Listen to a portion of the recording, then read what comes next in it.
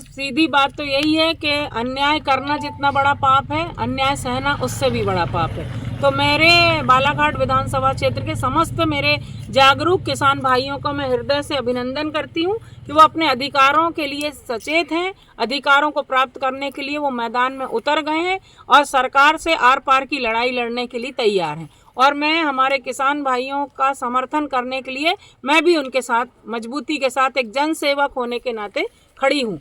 आप जानते हैं कि मध्य प्रदेश विधानसभा के पिछले साल जो चुनाव हुए, उस चुनाव में जो सरकार भारतीय जनता पार्टी की बनी वो दो ही लोगों के कारण बनी। एक तो हमारे किसान भाइयों के बलबूते पर, दूसरा लाडली बहनाओं के नाम पे। इन्होंने वादा किया था अपने घोषणा पत्र में कि हमारी भाजपा की सरकार बनेगी अगर फिर से, तो हम किसान भाइयों को धान का समर्थन मूल्य 3100 रुपये देंगे और गेहूं का समर्थन मूल्य हम 2700 रुपये देंगे।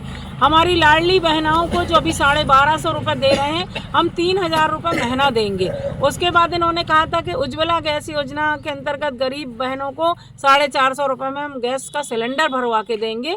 और फिर ये भी वादा था इनका कि सोयाबीन उत्पादक क्षेत्रों में किसान भाइयों को 6000 रुपये कुंटल में हम सोयाबीन की खरीदी करेंगे।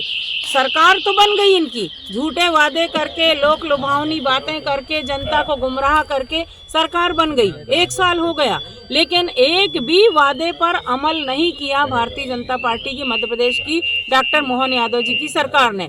आज अब 2 तारीख से धान खरीदी केंद्र शुरू हो गए, लेकिन किसानों को ना विश्वास में लिया गया, ना उनसे विचार विमर्श हुआ, ना उनको भरोसा दिलाया गया और बस सीधे अल्टीमेटम जारी कर दिया गया कि 2300 रुपये में समर्थन मूल्य पे आपको अपनी धान बेचना है। किसान भाइयों ने जागरूकता का परिचय दिया और सभी धान खरीदी केंद्रों के सामने सब किसान भाई हमारे एकजुट होकर धरने पर बैठ गए और सरकार को ये वादा याद दिलाने के लिए बैठना जरूरी भी था कि आपने 3100 रुपये का वादा किया था, 3100 रुपये हमको दीजिए तो हम अपनी धान का स्लॉट बुक कराएंगे, और नहीं तो हम अनिश्चित काल तक इस आंदोलन को जारी रखेंगे। क्योंकि किसान है तो देश है।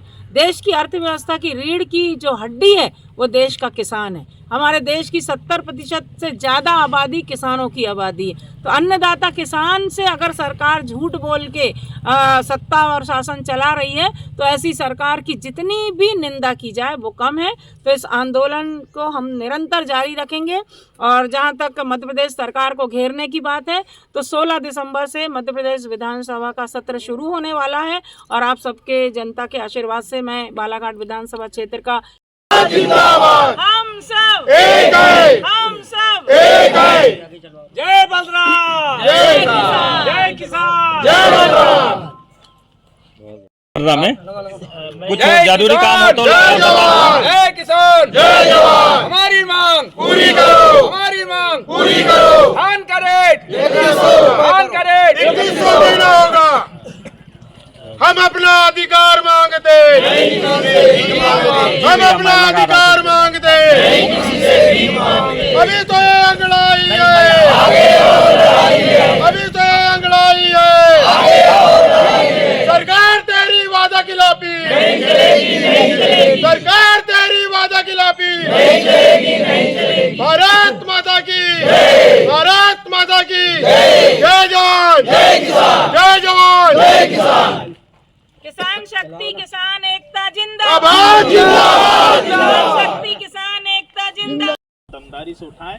वैसे भी आप फेमस ही हैं दमदारी से इस मुद्दे को उठाने के लिए, और आप वैसे समस्या को लेके आप सदन तक के इस बात को रखेंगे। आपसे पूरी हमारी अपेक्षा है, उम्मीद भी है कि आप हमारे इस बात को रख के सरकार को वहाँ झुकाने का काम करेंगे। क्योंकि मध्य प्रदेश में सिर्फ गिनती के ही ऐसे जिले हैं जहां धान की फसल होती, जिसमें बालाघाट जिला भारत माता की जय, भारत माता की जय। किसान संगठन जिंदाबाद, किसान संगठन जिंदाबाद, जिंदाबाद।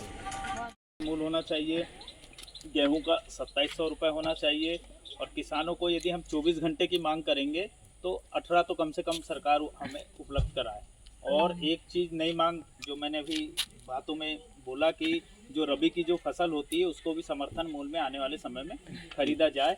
ये 4 चीज़ को माननीय विधायक जी से मेरा पूरा अनुरोध है कि आप हमारे इन जितने भी यहाँ किसान यहाँ बैठे हुए हैं, इनकी इस समस्या को विधानसभा के पटल में जो 16 दिसंबर से जो आपका सत्र चालू